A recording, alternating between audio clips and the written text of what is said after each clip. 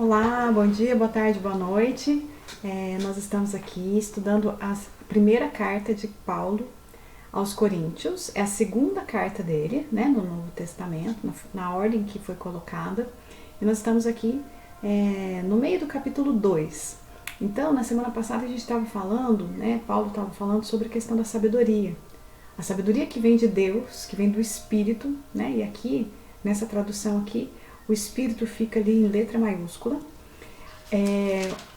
ou nessa sabedoria mais humana, né? Que é a sabedoria também, né? Que tem a sua grandeza, a sua beleza, mas que não chega a alcançar a sabedoria de Deus. Ele vai falar um pouquinho disso daqui nesses próximos versículos. Então ele fala assim, ó: mas Deus nos revelou pelo seu Espírito, porque o Espírito penetra todas as coisas, ainda as profundezas de Deus. Então esse Espírito divino, né, essa sabedoria que vem do alto, ela chega a todos os lugares, né, em que ela quiser, porque é onipotente.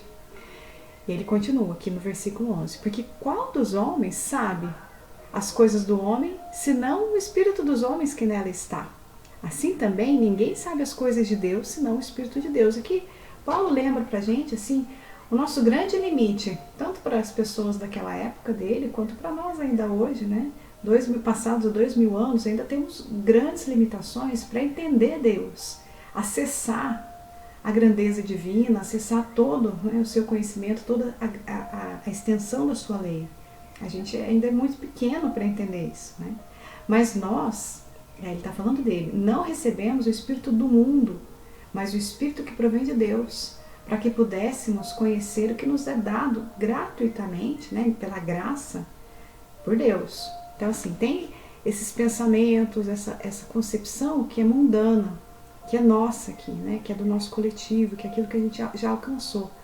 Mas existe sempre algo que nos puxa para cima, nos puxa para além do que a gente está vivendo e vendo e sentindo, que vem de Deus, né, que vem do Espírito de Deus. As quais também falamos, não com palavras que a sabedoria humana ensina, né, mas com as que o Espírito Santo ensina, comparando as coisas espirituais com as espirituais.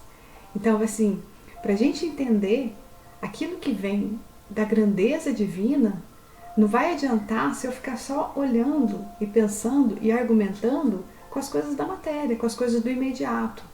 A gente está falando, né, de uma realidade muito maior. Tudo isso ele está falando aqui para nos preparar para o que virá depois. Mas vamos entender, né?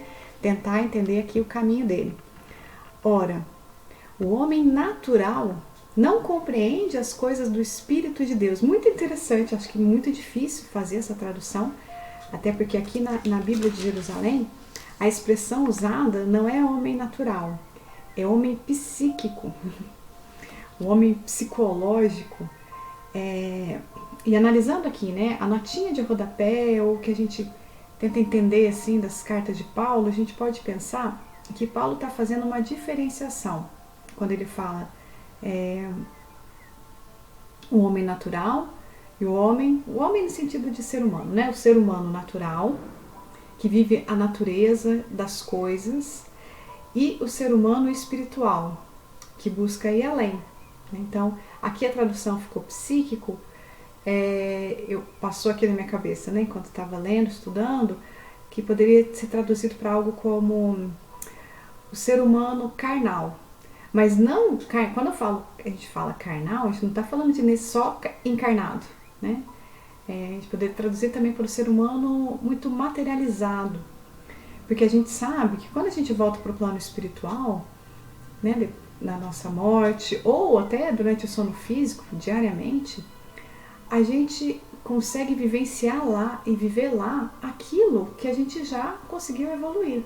Então, se eu sou muito apegado à matéria, se eu só acredito naquilo que eu posso pegar, né, nas evidências, se eu estou olhando muito para o horizonte e para baixo, eu tenho dificuldade de olhar para o alto.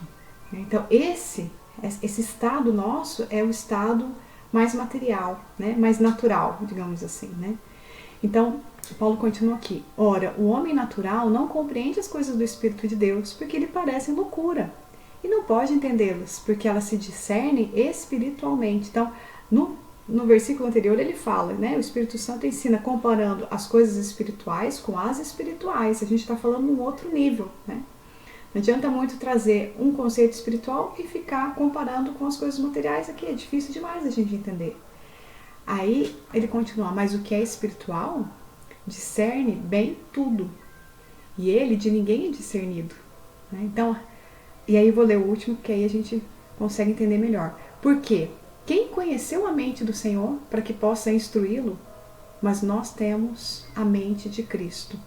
Então, aquilo que vem da realidade espiritual mais alta, né? Aquilo que vem diretamente do que ele chama aqui, né? Da mente de Deus, da mente de Jesus, é algo que para a gente alcançar, eu tenho que falar essa linguagem do Espírito, né? Porque, e aí essa última frase, porque quem sou eu para decidir por Jesus o que ele tem que falar, o que ele tem que fazer, né? Se eu mal compreendo a realidade espiritual, então a gente tem um longo caminho ainda, né? E os nossos questionamentos, muito raivosos, muito revoltados às vezes, nos deixam perdendo tempo, porque a gente não aciona essa sabedoria do mais alto que está disponível para cada um de nós, sempre esteve, porque simplesmente somos filhos de Deus, né? Somos feitos por Ele.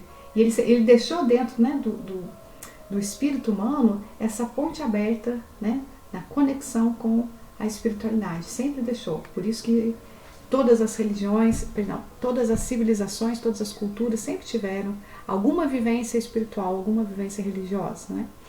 Mas a gente continua semana que vem.